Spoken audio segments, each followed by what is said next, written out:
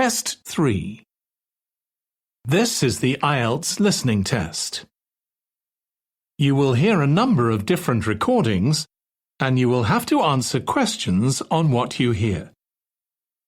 There will be time for you to read the instructions and questions, and you will have a chance to check your work. All the recordings will be played once only. The test is in 4 parts. At the end of the test, you will be given 10 minutes to transfer your answers to the answer sheet. Now turn to Part 1.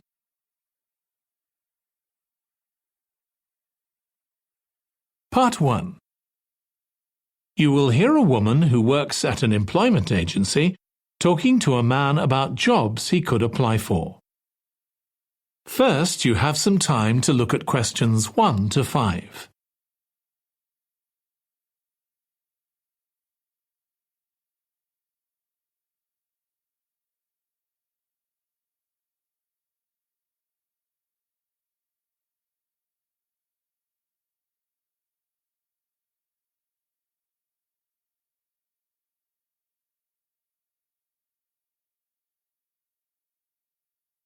Now listen carefully and answer questions 1 to 5. Good morning. Thanks for coming in to see us here at the agency, Joe. I'm one of the agency representatives, and my name's Sally Baker. Hi, Sally. I think we spoke on the phone, didn't we? That's right, we did. So thank you for sending in your CV. We've had quite a careful look at it, and I think we have 2 jobs that might be suitable for you. OK. The first one is in a company based in North London. They're looking for an administrative assistant. OK. What sort of company is it? They're called Home Solutions, and they design and make furniture. Oh, I don't know much about that, but it sounds interesting. Yes, well, as I said, they want someone in their office, and looking at your past experience, it does look as if you fit quite a few of the requirements. So on your CV it appears you've done some data entry? Yes. So that's one skill they want. Then they expect the person they appoint to attend meetings and take notes there. OK. I've done that before, yes. And you need to be able to cope with general admin. Filing and keeping records and so on. That should be OK. And in my last job, I also had to manage the diary. Excellent. That's something they want here too. I'd suggest you add it to your CV. I don't think you mentioned that, did you? No. So, as far as the requirements go, they want good computer skills, of course, and they particularly mention spreadsheets. That should be fine. And interpersonal skills, which would be something they'd check with your references. I think that should be OK, yes. Then they mention that they want someone who is careful and takes care with details. Just looking at your CV, I'd say you're probably all right there. I think so, yes. Do they want any special experience? I think they wanted some experience of teleconferencing. Oh, I've got 3 years' experience of that. Let's see. Yes, good. In fact, they're only asking for at least 1 year, so that's great. So is that something that might interest you? It is, yes. The only thing is, you said they were in North London, so it would be quite a long commute for me. OK. Before you hear the rest of the conversation, you have some time to look at questions 6 to 10.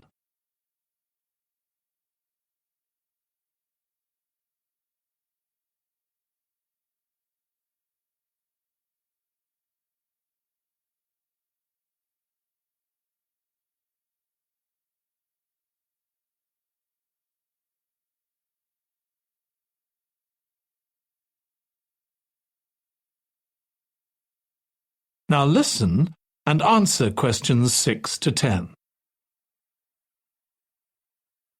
So the second position might suit you better as far as the location goes.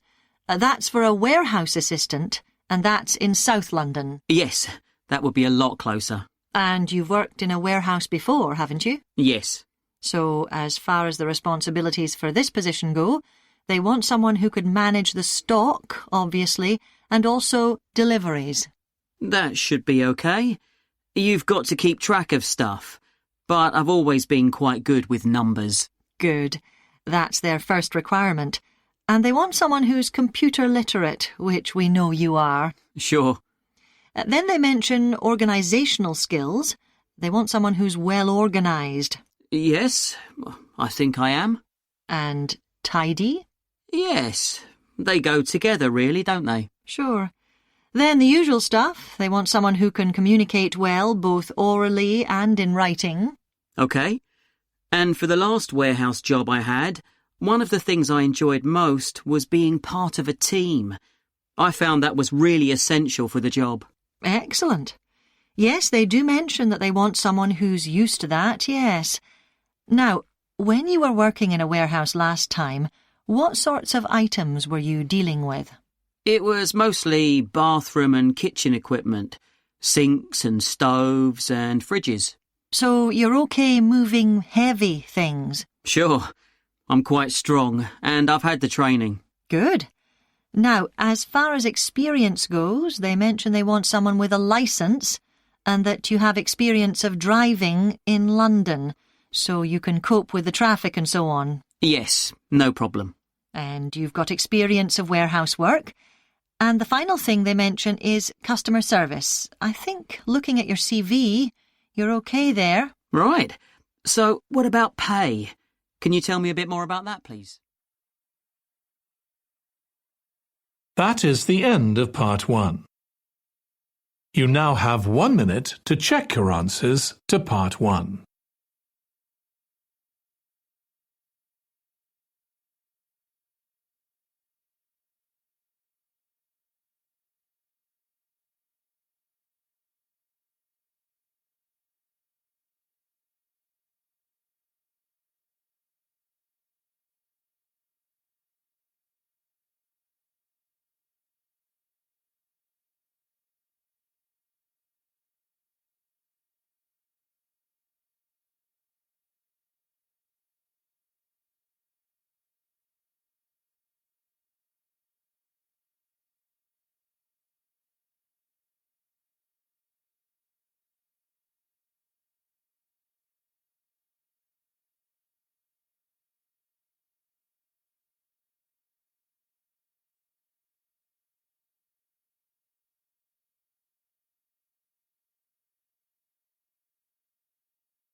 Part 2. You will hear a woman called Alice Riches talking on the radio about a scheme which involves closing streets to traffic to allow children to play. First, you have some time to look at questions 11 to 16.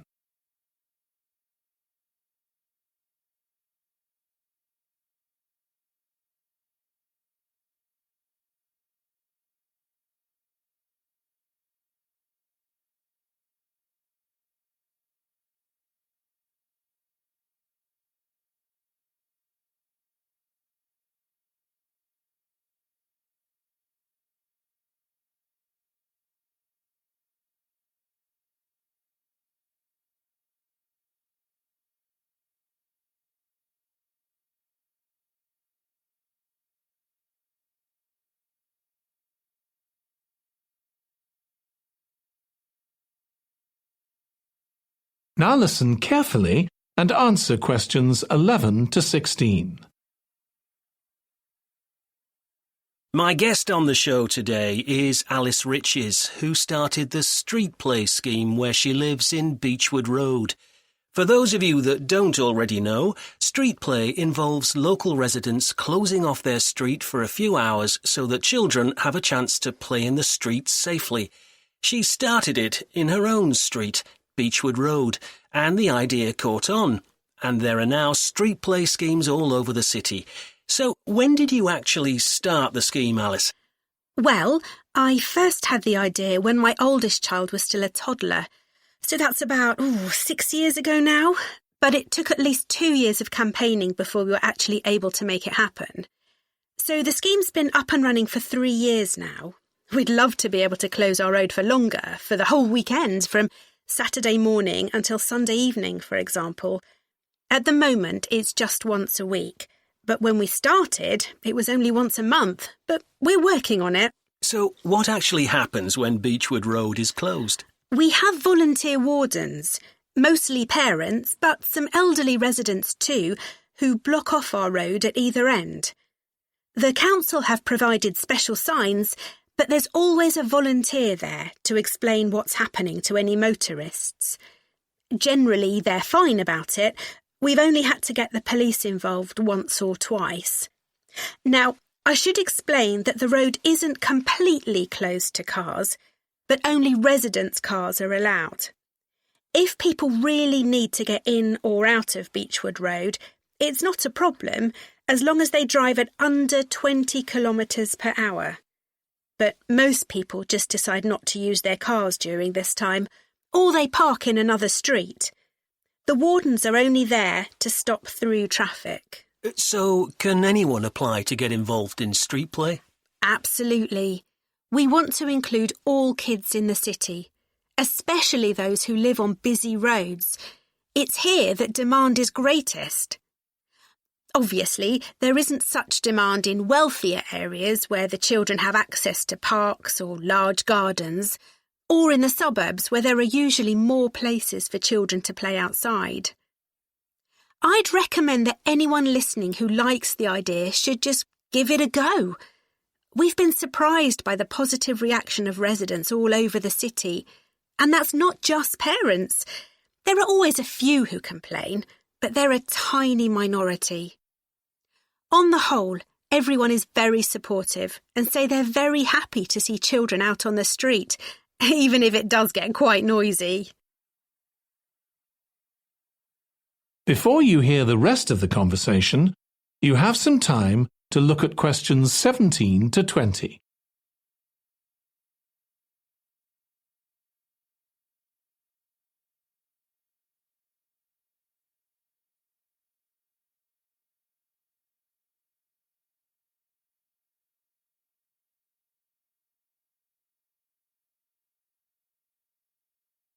Now listen and answer questions 17 to 20.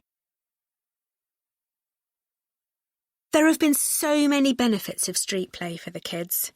Parents really like the fact that the kids are getting fresh air instead of sitting staring at a computer screen, even if they're not doing anything particularly energetic. And of course, it's great that kids can play with their friends outside without being supervised by their parents. But for me, the biggest advantage is that kids develop confidence in themselves to be outside without their parents.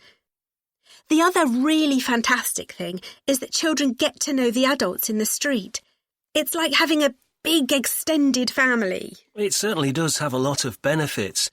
I want to move on now and ask you about a related project in King Street. Right.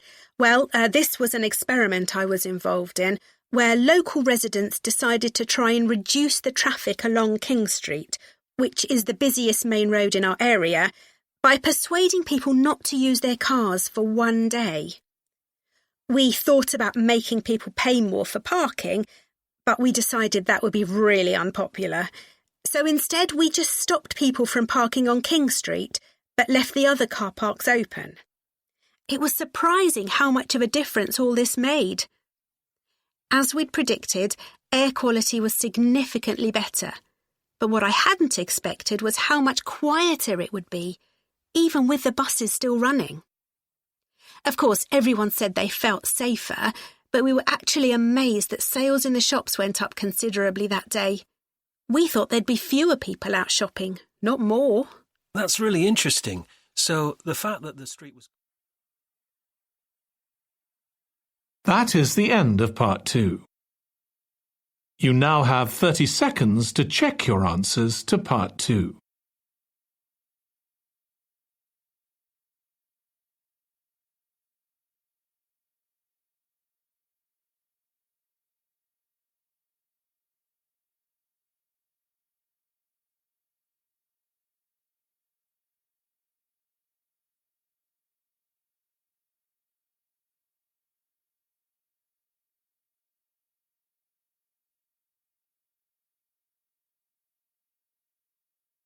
Part 3.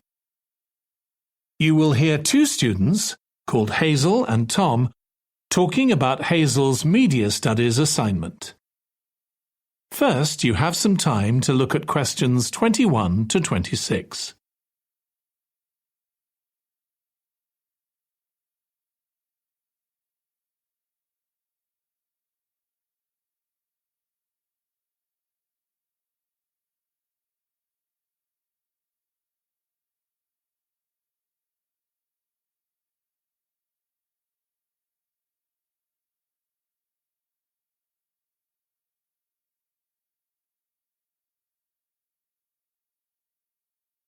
Now listen carefully and answer questions 21 to 26. Tom, could I ask you for some advice, please? Yes, of course. If you think I can help. What's it about? It's my first media studies assignment, and I'm not sure how to go about it. You must have done it last year. Is that the one comparing the coverage of a particular story in a range of newspapers? That's right. Oh, yes. I really enjoyed writing it. So, what sort of things do I need to compare? Well, there are several things. For example, there's the question of which page of the newspaper the item appears on. You mean because there's a big difference between having it on the front page and the bottom of page 10, for instance? Exactly. And that shows how important the editor thinks the story is. Then there's the size, how many column inches the story is given, how many columns it spreads over. And I suppose that includes the headline. It certainly does. It's all part of attracting the reader's attention. What about graphics? Whether there's anything visual in addition to the text? Yes, you need to consider those too, because they can have a big effect on the reader's understanding of the story, sometimes a bigger effect than the text itself. Then you'll need to look at how the item is put together. What structure is it given? Bear in mind that not many people read beyond the first paragraph. So what has the journalist put at the beginning? And if, say, there are conflicting opinions about something, does one appear near the end where people probably won't read it? And newspapers sometimes give wrong or misleading information, don't they? Either deliberately or by accident. Should I be looking at that too? Yes, if you can. Compare what's in different versions, and as far as possible, try and work out what's true and what isn't. And that relates to a very important point. What's the writer's purpose? Or at least the most important one, if they have several. It may seem to be to inform the public, but often it's that they want to create fear or controversy, or to make somebody look ridiculous. Gosh, I see what you mean. And I suppose the writer may make assumptions about the reader. That's right. About their knowledge of the subject, their attitudes, and their level of education, which means writing so that the readers understand without feeling patronised. All of that will make a difference to how the story is presented. Before you hear the rest of the discussion, you have some time to look at questions 27 to 30.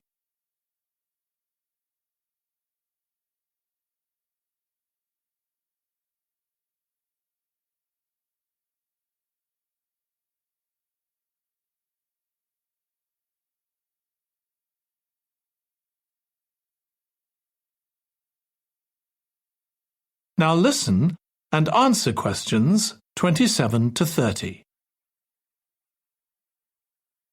Does it matter what type of story I write about? No. National or international politics, the arts, anything, as long as it's covered in 2 or 3 newspapers. Though, of course, it'll be easier and more fun if it's something you're interested in and know something about. And on that basis, a national news item would be worth analysing. I'm quite keen on politics, so I'll try and find a suitable topic. What did you choose for your analysis, Tom? I was interested in how newspapers express their opinions explicitly. So I wanted to compare editorials in different papers, but when I started looking, I couldn't find two on the same topic that I felt like analysing. In that case, I won't even bother to look. So in the end, I chose a human interest story, a terribly emotional story about a young girl who was very ill, and lots of other people, mostly strangers, raised money so she could go abroad for treatment. Actually, I was surprised. Some papers just wrote about how wonderful everyone was, but others considered the broader picture, like why treatment wasn't available here. I usually find stories like that raise quite strong feelings in me. I'll avoid that. Perhaps I'll choose an arts topic, like different reviews of a film or something about funding for the arts. I'll think about that. Yes, that might be interesting. Okay, well, thanks a lot for your help, Tom. It's been really useful. You're welcome. Good luck with the assignment, Hazel. That is the end of part 3. You now have 30 seconds to check your answers to part 3.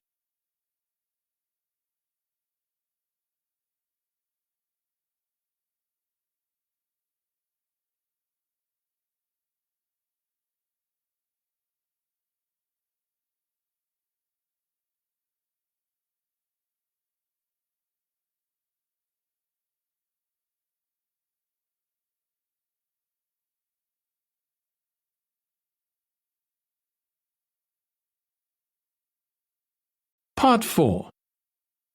You will hear part of a lecture on the early history of keeping clean. First, you have some time to look at questions 31 to 40.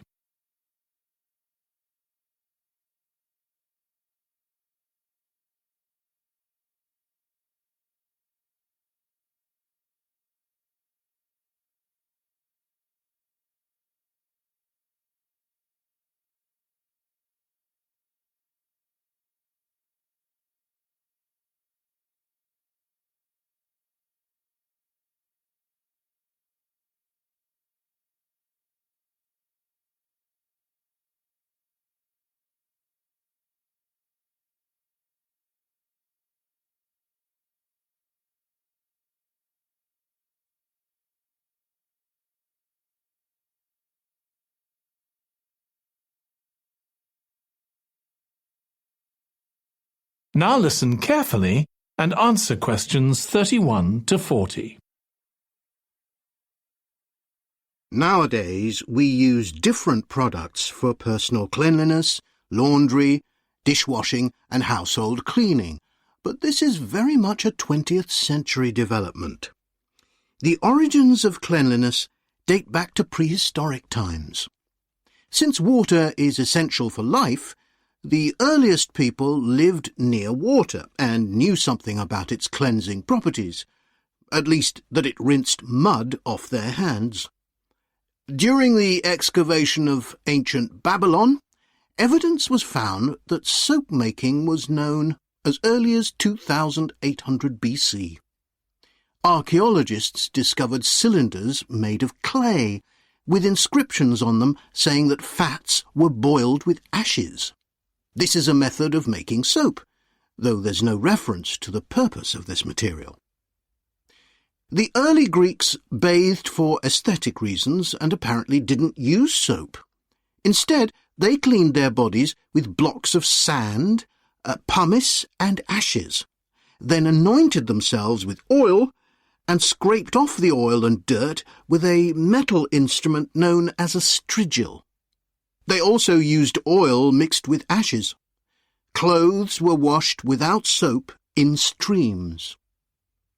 The ancient Germans and Gauls are also credited with discovering how to make a substance called soap, made of melted animal fat and ashes.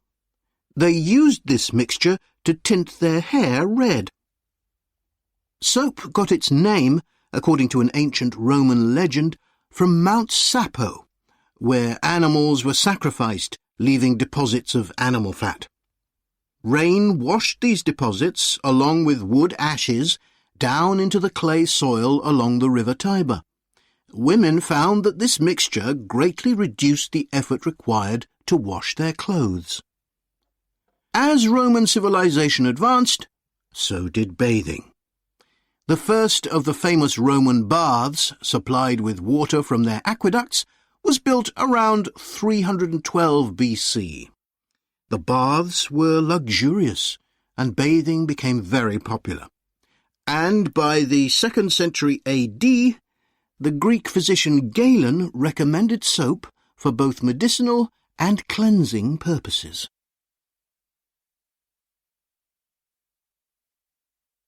After the fall of Rome in 467 AD and the resulting decline in bathing habits, much of Europe felt the impact of filth on public health. This lack of personal cleanliness and related unsanitary living conditions were major factors in the outbreaks of disease in the Middle Ages, and especially the Black Death of the 14th century. Nevertheless, soap-making became an established craft in Europe, and associations of soap-makers guarded their trade secrets closely. Vegetable and animal oils were used with ashes of plants, along with perfume, apparently for the first time. Gradually, more varieties of soap became available for shaving and shampooing, as well as bathing and laundering. A major step toward large-scale commercial soap-making occurred in 1791, when a French chemist, Nicolas Leblanc, patented a process for turning salt into soda ash, or sodium carbonate. Soda ash is the alkali obtained from ashes that combines with fat to form soap. The Leblanc process yielded quantities of good quality, inexpensive soda ash. Modern soap-making was born some 20 years later, in the early 19th century, with the discovery by Michel-Eugène Chevreul, another French chemist, of the chemical nature and relationship of fats, glycerine, and fatty acids. His studies established the basis for both fat and soap chemistry, and soap-making became a science. Further developments during the 19th century made it easier and cheaper to manufacture soap. Until the 19th century, soap was regarded as a luxury item and was heavily taxed in several countries. As it became more readily available, it became an everyday necessity, a development that was reinforced when the high tax was removed. Soap was then something ordinary people could afford, and cleanliness standards improved. With this widespread use came the development of milder soaps for bathing and soaps for use in the washing machines that were available to consumers by the turn of the 20th century. That is the end of Part 4. You now have 1 minute to check your answers to Part 4.